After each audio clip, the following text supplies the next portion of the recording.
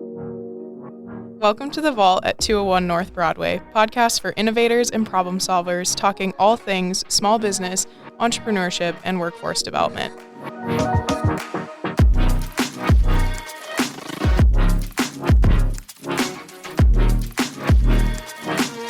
On today's episode of The Vault, we will be chatting with our host organization's executive director, Steve Arveschoug.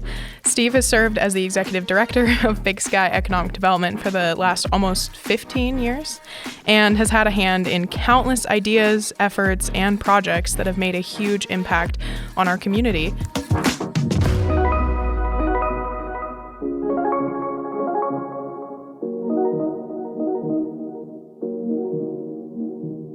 Thank you to Big Sky Economic Development for supporting The Vault at 201 North Broadway.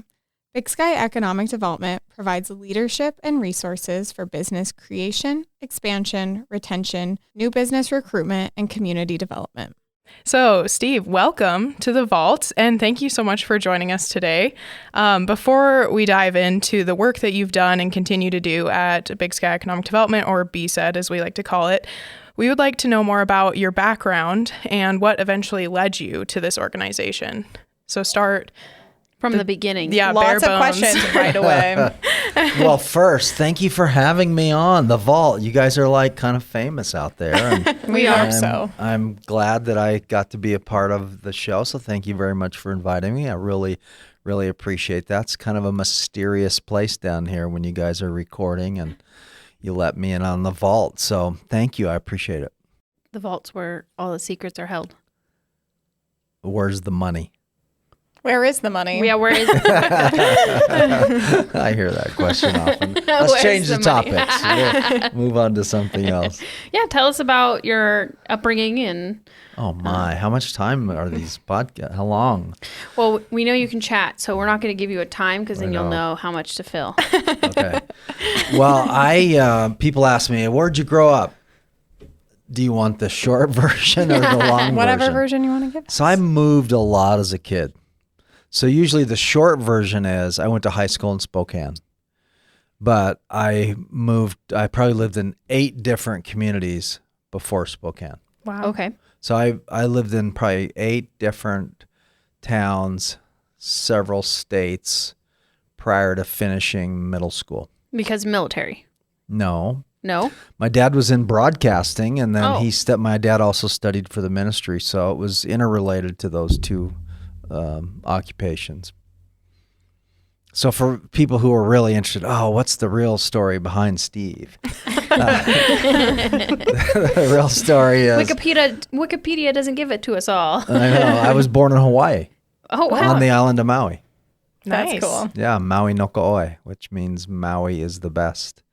But I was probably 3 when we left. And imagine this. What was my dad and mom thinking? Lived on the beautiful island of Maui, so nothing like today. So Kanapali Beach, all that stuff. You see high rises. It was open. My dad used to go skin diving, like dive underwater with a spear gun. Oh, wow. Get a fish, bring it back for dinner. So, and he was a very accomplished swimmer and skin diver. And so that was native Hawaii at that time. So it's so much different today. But then they decided, we're going to move to Silverton, Idaho, Oh, wow. the panhandle of Idaho. So just a really easy transition, I think. Yeah, well, and that's about the time that I became conscious of my environment. You know, when you're young, you kind of know something of what's going on. And then my dad started building radio stations. And so a couple of stations in Idaho, then we moved to Aberdeen, Washington, then to Coeur d'Alene, Idaho, then to Phoenix, Arizona, then Fort Worth, Texas, then Spokane, Washington. I graduated high school in Spokane, and I got a chance to go to college at Montana Tech in Butte. That's how I got to Montana. 1978. I showed up at the Marcus Daly statue, having never set foot on the campus or been in Butte, Montana before then. Wow. Wow. What drew you to Butte then, or Montana Tech? There was a coach there. He Coach Bill Connor, and they were recruiting athletes to come play football at Tech. And I had a couple of his assistant coaches come out to Spokane and talk to me about playing, and I was looking at a JC in Idaho to play, and it was really unsettled. I ended up going to Alaska for part of the summer between my senior year and going to Tech. And then he just called me out of the blue one early morning in Anchorage and said, "Steve, we got a scholarship for you. You need to come. Let's go." And I said, "Okay, let's go." I came home to Spokane and said, "Hey, we got to pack up and go to Butte, Montana." Okay, here we go. My parents dropped me off. I tell an embellished kind of story about they just dropped me off and waved goodbye. I'm sure they helped me set Car up. didn't fully stop. No. It was a stop and roll situation. Exactly. Stuffed They you just out, like pushed shoved me you out out. in Butte, yeah. And the rest is history. So what did you study at Butte besides football and maybe other things that happen in Butte? I studied. I did. Evel Knievel days. I did their study folk football. festival. I chased my wife around campus. Actually, she and I met when I was a junior, so she was a freshman. I tell people I fell in love with Montana and my wife on the campus of Montana Tech in Butte. I've never looked back since. That's awesome. And she's from Anaconda. She's from Anaconda, yeah. So you married a native. I married a native. Does that Montana count? native. I mean, Yeah. do I get points for that? We'll let you Yeah. in. Yeah, well, I guess So Okay. Well, technically, I'm just looking at how old I am. I've been in Montana longer than you guys. I mean, when you That's- think about it. that's probably true. I consider myself, because I lived in Montana longer than I lived in New Jersey, so I think I'm a Montana native now. It kind of counts think after so, a while. yeah. Yeah. Yes, Kayla. Yep. So that's a little bit of my background. I graduated Montana Tech, and I needed a job right away. I had just gotten married. And so I went to work for a radio station in Butte, selling radio advertising and doing other things, and did that for a few years. And then my wife and I, the company that owned that radio station, the gentleman sold it, and I could stay there, or he bought another station in Colorado and said, "Hey, Steve, why don't you come down to Colorado? Let's keep doing this." And so that's what we did. That's how we got down to Colorado and lived in Colorado, had different things I did in my career and work in Colorado over the years. But we were there 23 years. Wow. And then came back to Montana just shy of 15 years ago. So other than the radio in Colorado, what did you do down there? So I did mostly radio that first good handful of years, and then I ran for the state legislature. Wow. One, So- I assume. You What's won that? I did. My first election was against an incumbent, and I was this young 27, I think, 27, 28 maybe, year-old young punk that thought he knew he was going to conquer the universe. And I said, I'm going to run against this guy. And so I did. And I won by 108 votes Wow. out of That's pretty almost close. 20,000 count. They had to do a recount. It was absolutely crazy. Yeah. Yeah. Just running for something like I'm that age. I can't imagine running for something like that. Putting yourself out there like that. It was a really interesting thing because I'm not overly, I can get up and talk, but I'm not overly flamboyant and I don't network really great. I do it because it's part of the work, but in politics, you could not be bashful. You just had to get out there and get connected. And I remember asking these community leaders in the town I was in Pueblo, "Hey, would you support my candidate?" And they probably looked across the table and go, "Who is this young guy? Why is he asking me for help?" I remember going to this one prominent, these two gentlemen that owned a car dealership together, and asking them like twice, "Can you support my campaign?" "Steve, you're a nice young guy. We're just not going to get involved," until I won. And then all of a sudden they're like, yeah, that's all because we helped you out. Yeah, exactly. It's we think you're great now. And so What money do you need? No, just kidding. it was a hard work. I did something really crazy. So I don't know how much of this you really want, but you can edit this part out if you don't like it. I think we'll keep it in, maybe. Okay. First, let's hear it. Yeah. Yeah, and see. Then we'll decide. Okay. Is it worthy or not? Steve's already cutting things out. He's like, I don't know. In my mind, I'm cutting these things out. So the legislative district I was in was part of Pueblo, Colorado, but also part of Canyon City, two different communities. Canyon City, a little more conservative, maybe leaned Republican. Pueblo, more Union, Democrat-ish. But they were 40 miles apart, but you represented both. And so I said, well, I'm just going to walk. I'm going to walk from Pueblo to Canyon City on the day of a debate with my opponent. And so I did. I got up in the morning and here we go, walking 40 miles. And we scheduled a press conference in the middle of this track out in the middle of the highway between Pueblo and Canyon City. And talked to the press. They asked me why I was doing this and that sort of thing. And so I got there. It was a long 40 miles in a day. I hope someone brought you a different outfit to wear later. I had blisters on my feet. Oh, gosh. I mean, it was just like, oh, why did I do this to myself? I remember walking into the hotel area there where we were going to have this debate with my opponent, and I was just spent. I'd probably dehydrated, that sort of, so I had to kind of get myself together. And I did, and so I got up on stage, and I can't remember the opening remarks, right? And I said, in my opening remarks, I said, I just walked into town. And I literally had just walked into town. And I said, I did that because I wanted to demonstrate how committed I am to serve this community, even though I don't physically live in your community. And I remember getting through that night. It was a little bit of a blur because I was so tired from the day, but I was going to outwork him. It didn't matter. I was going to be everywhere I needed to be. And that was just the start of a lot of hard work. Yeah. But I did. Second time I ran, I won by a landslide, over 60%. If you talk to my son, Tony, at that point we had our first child. So Tony was a little guy, and I'd take him everywhere with me People campaigning. probably loved it. Yeah, they loved him. And so if you talk to Tony right now, he'd say, Dad, the only reason you won by a landslide is because you brought me everywhere. I was the cute little kid. Yeah. They were voting for me, not for you.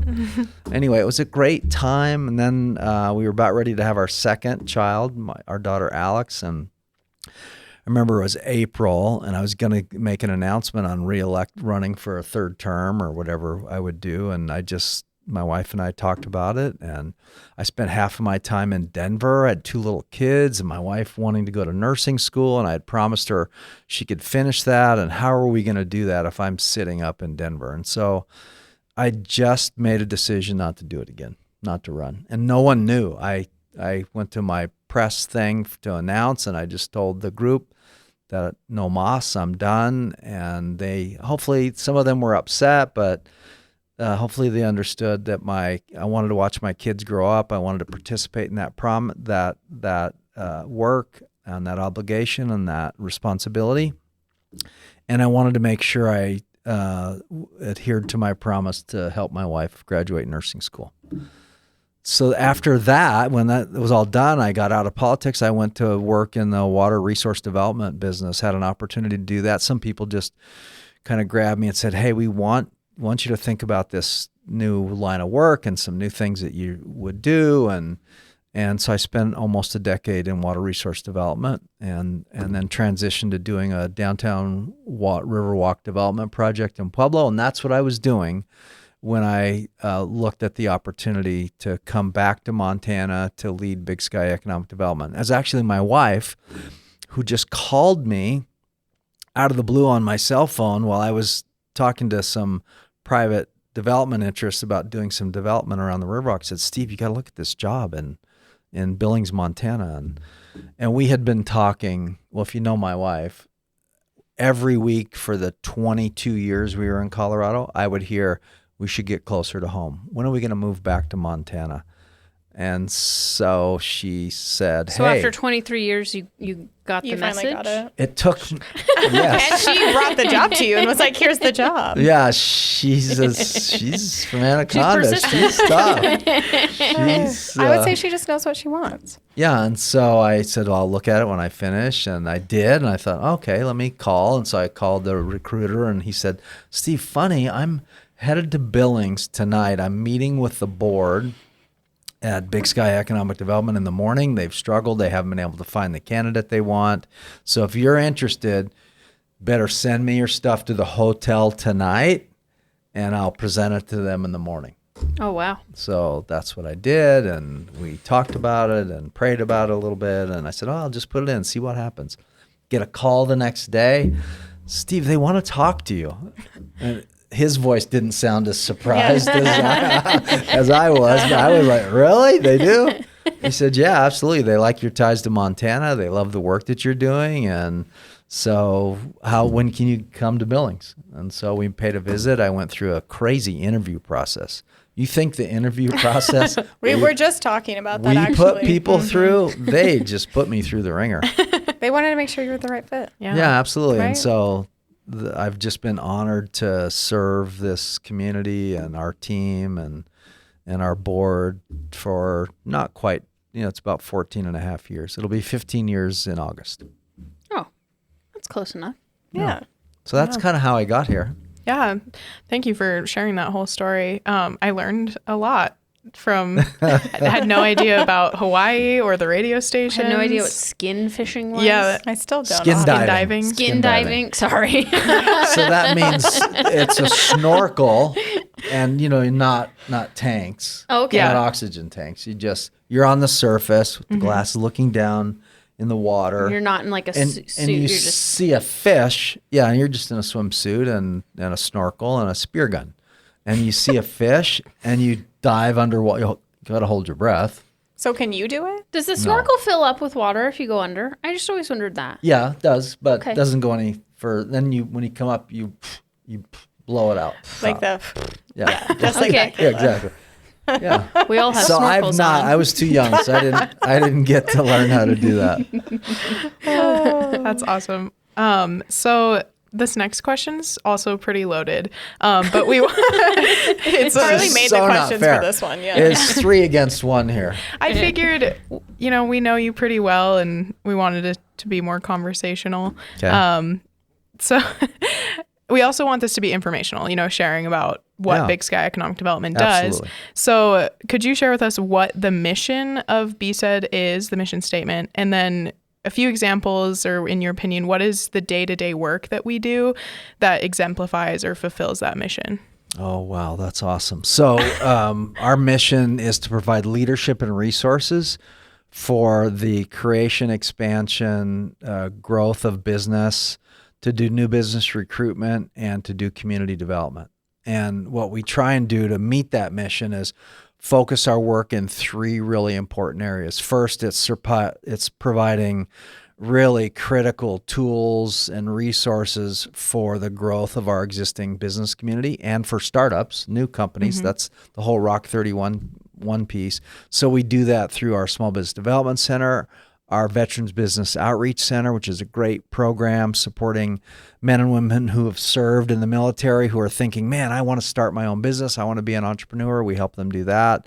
We have a Rock31 program. We have our Procurement and Technical Assistance Center program that helps companies who want to add to their portfolio of business by trying to contract and do business with the federal or state government. We do that. So a lot of Billings Works, all these resources we do to help our existing business community grow. So that's one bucket.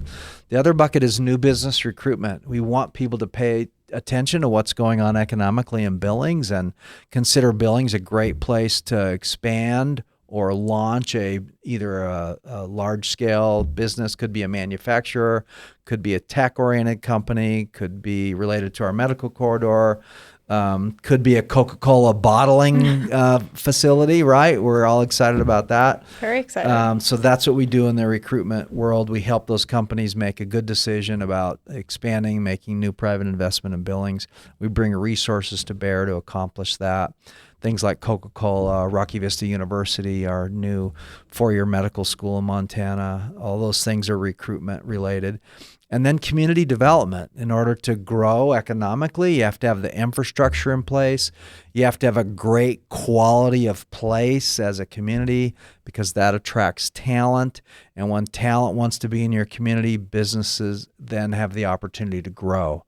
and businesses want to be where people are, and people want to be where there's a quality community. So that's the work that we do for community development. So over the years, I know since maybe when you started, even before that, and then since you've come on to Big Sky Economic Development, there's been additions of programs. Can you talk a little bit about why those programs were added, what needs they've met, and just that whole process of adding some of those newer programs into the scope of our work? Yeah, some. So let's take Billings Works, for example, and then the whole Better Off in Billings initiative. That really started because I started as workforce became more and more of an acute issue. Now, this is like 10 years ago, right? We were talking about workforce before it was the hot button kind of thing, because we were hearing from our business community, can't find talent, it's getting more difficult. We're not training for the right things. We're getting people who graduate, but it's not meeting our need in the market, whatever it might be. And so we started talking to leaders in both education and industry and realized there were a lot of moving parts, and people were doing some things at the school district and some things at the university, and the business was trying to do their own thing and try and meet their own needs. And there wasn't a table where they could sit together and say, hey, if we collaborated, maybe we actually accomplish more together. And so that's where Billings Works came from, is creating that table where we get together on a routine basis and talk about where we're going collectively to position the community to have the workforce it needs to grow economically. And you know, Marcel, that's Carly, you guys, that's the work that you guys do every day through Billings Works. And then we later added this whole talent attraction piece called Better Off in Billings, promoting what is it like to be a part of our community as a way to help attract new talent to our community. So that was important. We expanded our Big Sky Finance program by merging with another lender out of Helena, and we married those two together and kind of enlarged our portfolio that way. That gave us a little bit more ability to do more lending. And then we've added additional lending tools on top of that. Can you describe a little bit for those that maybe aren't as familiar with what Big Sky Finance is, what that program does? Yeah, so that's a program under our EDC that does lending for small business primarily. Our 504 loan program is a tool that we use in partnership with the SBA and local banks to help you acquire a building, a business, acquire real estate, capital improvement to help your growth of the business. That's what that 504 loan program is all about. We do loans for that program all over the state of Montana, probably about $13 to $15 million a year in loans through that program. And then we have an RLF, both a local Yellowstone County revolving loan fund and then a bigger revolving loan fund that's funded through the federal EDA. And that's to help a small business who needs some small amount of capital to just grow, buy inventory, seize new market opportunities, whatever it might be. And we do all our own underwriting for those loans. We have a loan committee, and then loans are approved by our board of directors. And it's all about getting money in the hands of business people who are looking to grow. So add fuel to that opportunity for small business growth. Yeah, that one's so cool because it is statewide, so servicing our small businesses all across our lovely state of Montana. So most people have heard us talk about it, but we've recently relocated our building to the heart of downtown. We have. Yeah, Fun. so it's pretty cool. That's why we're in the right vault, now. Yeah. So what does it mean to be located in the heart of downtown, literally and figuratively? So maybe bigger picture is I really view that people judge the quality and character of your community by the health and vibrancy and character of your downtown. So someone comes to Billings, they may go to Shields and love Shiloh Crossing, but when they really judge your town, it's what is it like in the core and the heart of your community? And so investing in downtown is essential for our economic growth. The revitalization of downtown is absolutely essential for our growth. We see more growth in our downtown related to our medical corridor development. So it's a perfect time for our community to recommit ourselves to the redevelopment and attracting new private investment in our downtown core. I really think it is the platform for our economic growth. And that's not to discount everything else that's going on out there. Really important. A lot of development on Shiloh. You see housing development throughout the area, larger scale manufacturers, everything that's going on in the broader context of our community.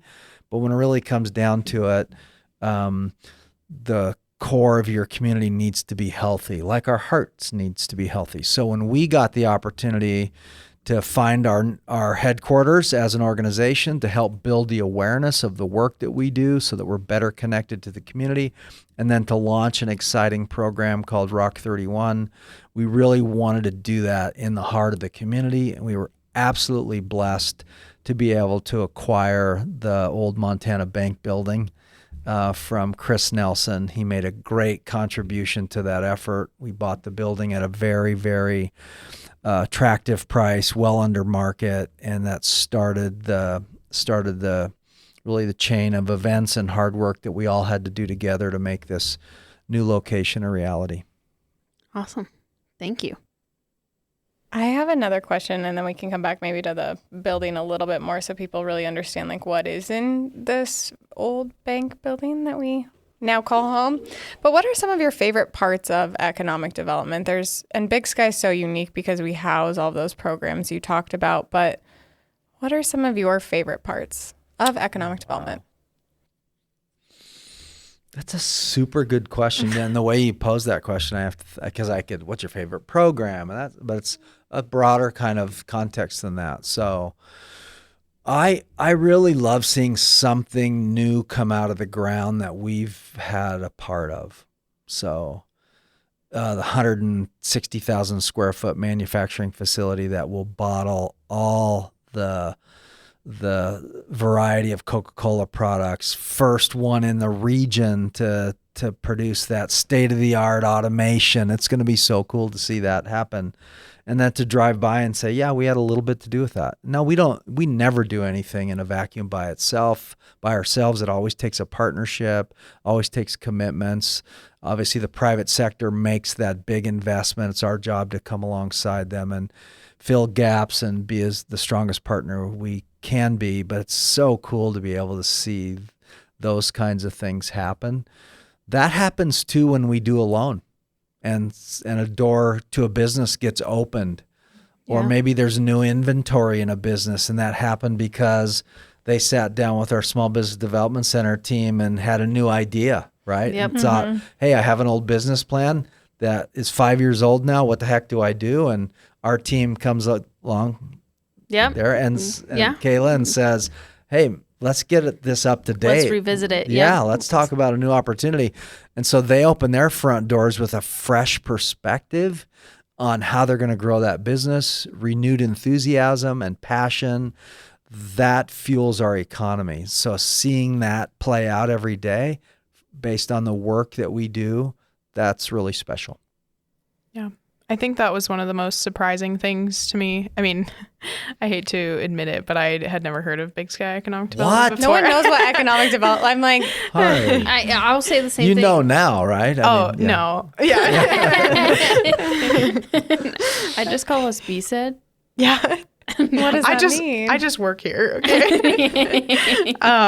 I was very shocked how connected Big Sky Economic Development is.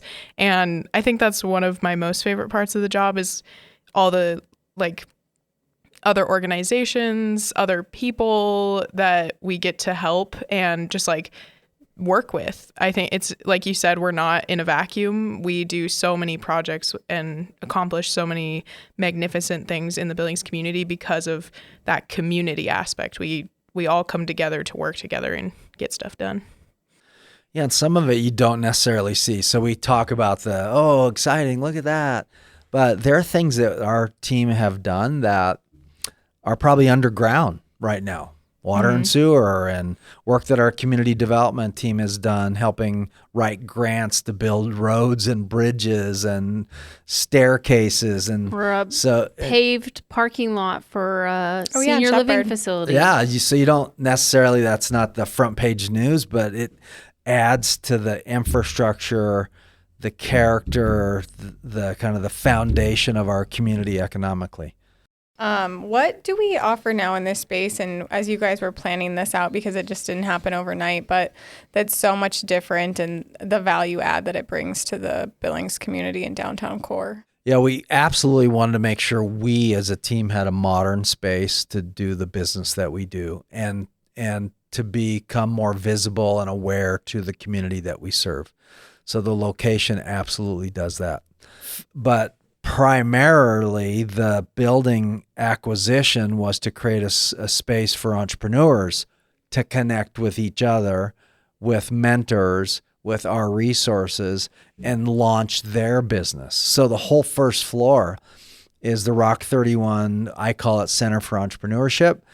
And it's a great collaboration space, co-working space for entrepreneurs. The lower level that we're in right now, next to the vault, we have co-working, we have people, the subterraneans they've been called, I think, entrepreneurs that come to this building every day, and it's about living their dream and launching a business or taking their business to a whole new level.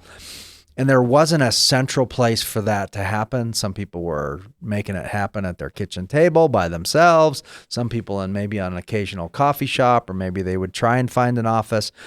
We know that there's energy when one entrepreneur collides with another one and they start sharing ideas. We wanted to create a natural place for that to happen.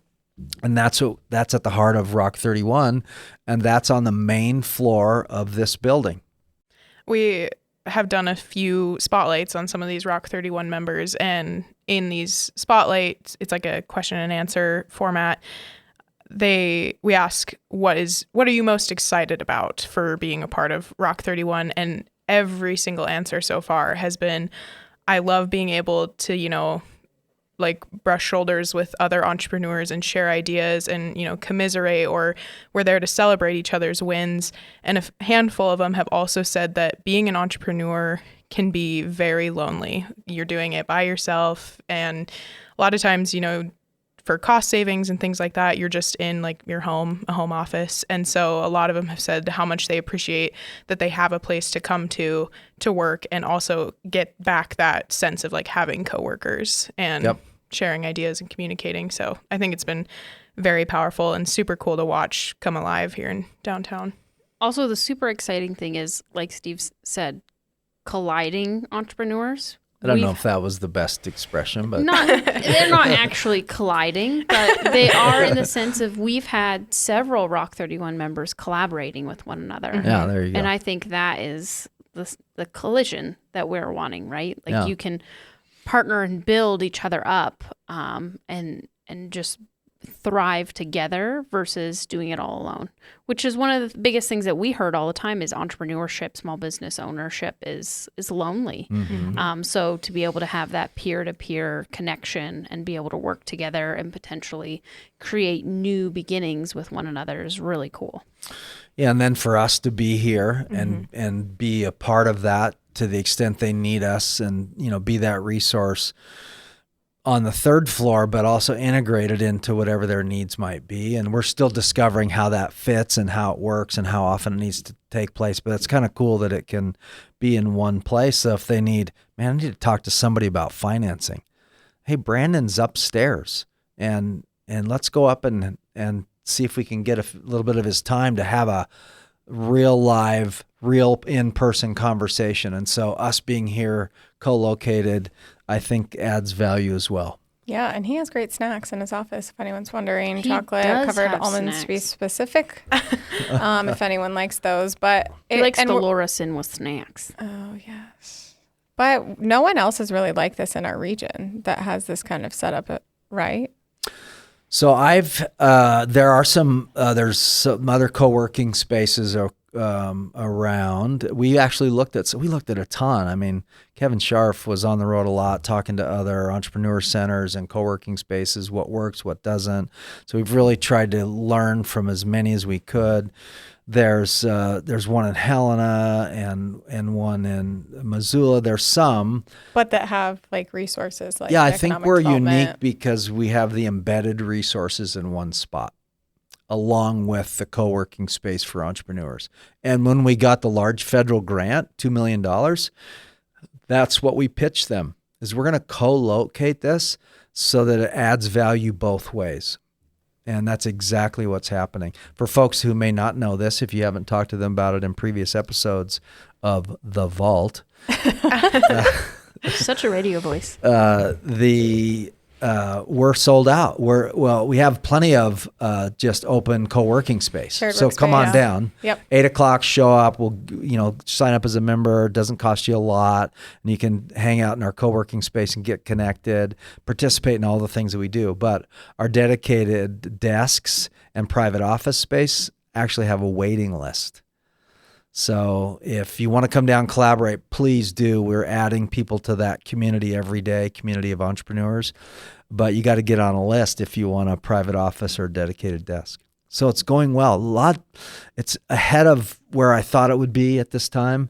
And I just think it was so needed, came at the right time, had a lot of energy. You guys have worked so hard to just build brand awareness for Rock31 and what it means, what it looks like. All of the work that you guys do in partnership through the Small Business Development Center and Rock31, that collaboration has made a real difference. So we're all working it hard, and it's going great. Community should be proud. We promised the community that we were going to build an asset that they would be proud of, and I think we're absolutely on track to do that. Yeah, and I think one other thing I'd add is we have a really great training space on our second floor that seats about 86 with capacity, but that's open to the community to utilize for trainings and events that they have going on, and then just other conference spaces that you can use. If you do work at home and you love the work at home setup, but you want a more professional place to meet, we have you covered there too. Yeah. And we've mentioned many times that we have all these resources through our economic development programs here in the building. And, we offer things, the loans, we talked about small business funding. We offer government contract advising, veteran business advising. I'm going to forget one, but there's 9, Carly. I know there's a lot of programs, but the SBDC, which we have an episode where we interviewed Lorene Heinz, who is our regional director. And then of course, Kayla, one of our hosts, is a small business development center as business advisor and training manager. So if you see any super cool trainings happening, say thanks, Kayla. Thanks, Kayla. Yeah, there are some really great trainings in a whole variety, which is awesome. But as we've mentioned many times before, the SBDC is a sponsor of the Vault. So real quick, we're going to jump to their sponsor message. Thank you to the Small Business Development Center for sponsoring the Vault at 201 North Broadway. The Small Business Development Center provides you with free one-on-one counseling, business plan assistance, marketing research, financial projection assistance, and more to small businesses. Now that we're back from our amazing sponsor message for the Small Business Development Center, we have put together a quiz game for you on facts on the organization. Okay, before the quiz, can I mention something we left out? Yeah. So we have this effort we call member investors. So we have 145 of the top companies in the community who love the work that we're doing, and they contribute extra financial resources to the work that we're doing. That allows us to do more recruitment work, more Billings works. It helps with the Rock31 stuff. So I just wanted to give a shout out to those member investor companies. It's an important part of how we fund what we do, and it allows us to do really unique things that otherwise we weren't able to do. And these companies are absolutely sold on our community, sold on our economic growth, and come alongside us, provide resources, provide expertise, serve on our board. And I just wanted to say thank you, our member investors. Before we hop into the quiz game, bringing that up brings up a question that I get asked from people that aren't as familiar with our organization. And if you could touch on it, it would be great. But one, how are we funded?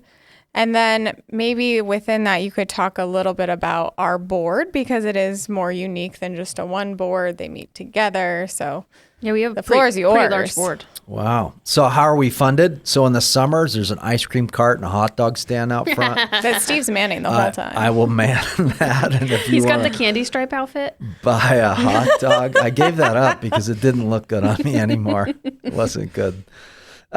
First, if you own property in Yellowstone County, your contribution to our work is foundational to what we do. So there's 3 mills on everybody's property tax statement that is allocated to Big Sky Economic Development Authority.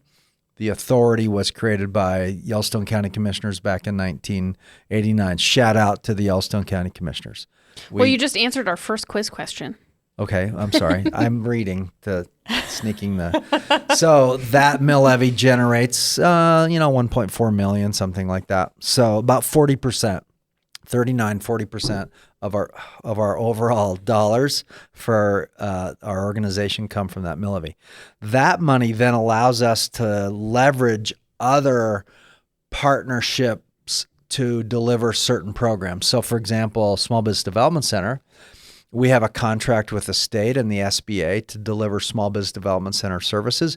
We have to fund part of that, but we get state and federal money that matches our contribution to deliver that service. So the Montana Department of Commerce and the SBA funds the Small Business Development Center on top of the assistance of Big Sky Economic Development. Yeah, so we put in matching resources. They put in some, and it allows us to hire a great team. You guys have heard of that team, haven't you? They're really I think they're good. pretty I think great. you have 3 of your favorites in the room right now. Yeah, I'm just anyway, saying. so that and we have our VBOC program is 100% federally funded through the SBA, so that helps. And that one serves Montana, Utah, and Utah, and Wyoming, I should Correct, say. yes. Yep. And then what I call our Procurement and Technical Assistance Center, that program is partially federally funded through the Department of Defense, and then we, through local dollars, are able to match that. So we have mill levy money, allows us to leverage to secure other program-specific funding to deliver specific programs to the organization. And then we generate money through our lending programs. We have origination fees and loan servicing fees that provides resources. And then lastly, our member investor contributions. So all that money pulled together is about $4 million a year that funds the work that we do across both the EDA and the EDC sides of our organization. We are a public-private partnership. The EDA is the authority side, so quasi-governmental, created by Yellowstone County. And the EDC is a not-for-profit corporation that was created in 2002 to kind of come alongside so we could have a stronger connection to the private sector and really function more as a public-private partnership.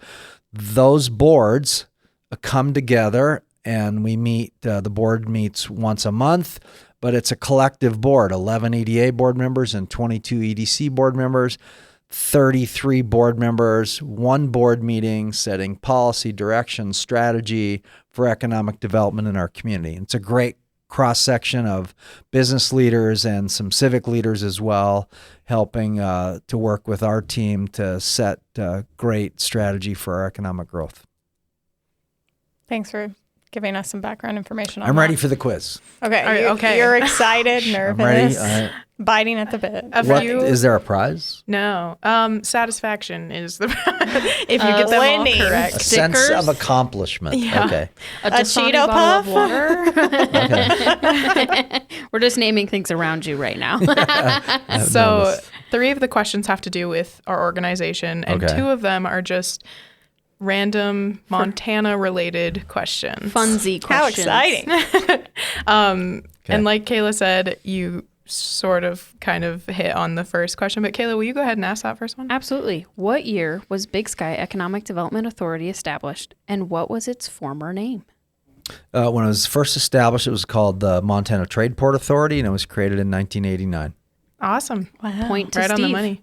Marcel, do you want to That's one Cheeto for me. One Cheeto. We could do like a clapping noise. I or guess I should say something. they're not Cheetos. They're Aunt Annie's cheesy puffs. Gluten-free. Okay. Gluten-free. From They're Costco. Delicious. Sounds like you really like those. So, I bought 2 Costco bags just last night. So good. all right. What's the Okay. next quiz question? Name 6 out of the 9 counties that the Billings SBDC serves. Oh man, this is gonna be hard.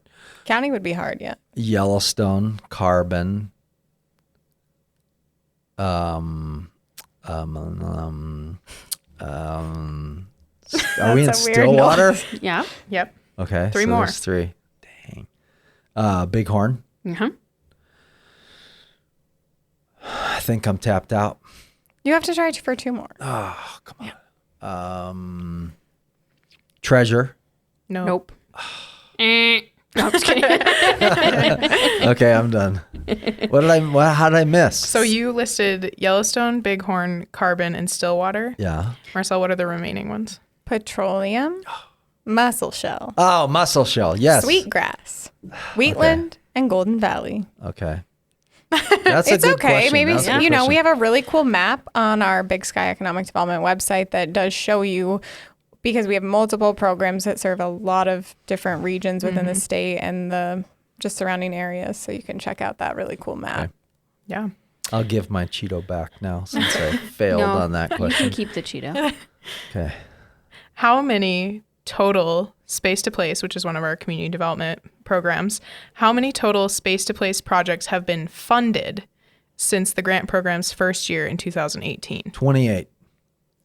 Did you just throw that up? Yeah. It's actually 32.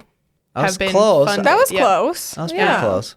Yeah. Did you know that we got, I think we got 28 applications this year. Maybe that's where I got that Yes, number, we but did. A lot. That's of applications. correct. The most we've ever had. Yeah. Yeah, We hit set a record. And the committee did the review this morning, and I'm going to learn later what their recommendations are. I'm so excited. I want to know. We're all excited too. Oh, fun. Okay, next I don't know question. because Tom does a great job coordinating that for us, Tom and Diane. So they have the inside scoop. It's like the envelope, like on stage. the The winner. secret in And the bowl. winner is, yeah. And the Emmy goes to. Okay, I'll ask the next question. What is Kevin Costner's character name in the hit TV show Yellowstone? You know I don't know this. You should know because we did it for the presentation at BBER. Remember? Oh, yes. You typed I it. do remember. Yeah, I used it to contrast he and Mr. Rogers. I don't know. I do not watch that show. But you to don't me, remember? that is not real Montana. That's a make-believe cowboy boot very soap true. opera in the evenings. And the only episode I saw is like one of the neighbors was acting up, and the guy tied him up and put him lifted the cattle guard up, put him on underneath because there's a gap there, and set the cattle guard back on top of him. And the poor guy was like, "Hey, can anybody help me all day long." I also That was think, the only episode. I don't know what happened to the guy after that. He's still under the cattle guard. I think. Probably is. I think people should also know that ranchers are not herding their cattle with helicopters.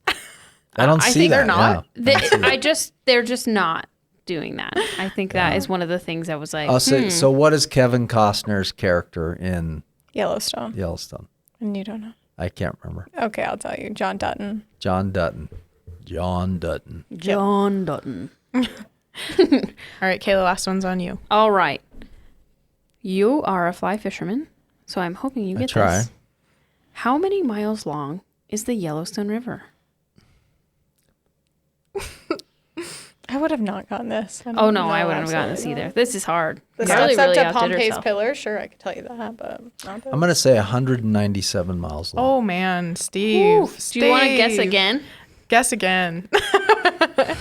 397 miles long. Oh, you're so close. Kayla, what? The Yellowstone River is 692 miles long. And what is its claim to fame?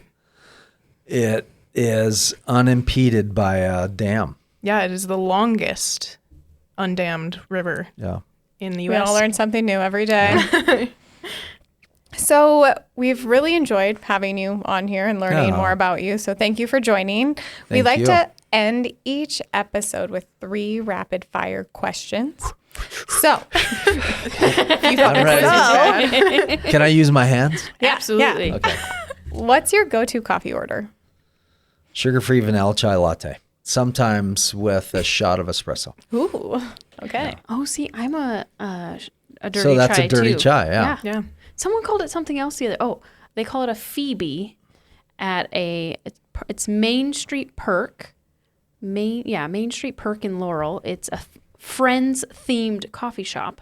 Oh, cute. And a dirty chai is called a Phoebe. That must have been the Phoebe came in and ordered a dirty chai all the time, so they just named it after her. Well, no, the hit sitcom of the 90s and early 2000s, Friends. Yeah, I wasn't a Friends person. I'm not a great TV thing guy. I don't really watch it either, but I do know who Phoebe is. But Carly, do you want to watch or ask our second question? Yeah, of course. What gets you going in the morning? How do you start your day? Get up about 5, and I have a little bit of a routine at home that I do, including cats and whatever else I need to get taken care of. I always have my clothes laid out the night before, so I know what I'm going to wear, and I base that on what my schedule and who I'm going to encounter that day, and so that's kind of taken care of. I do a couple of chores at home. I do a little reading, Bible study, quick prayer time. And then I go to the Y and spend an hour there, usually work out for 40 minutes, get dressed, and then I'm at the office. Awesome.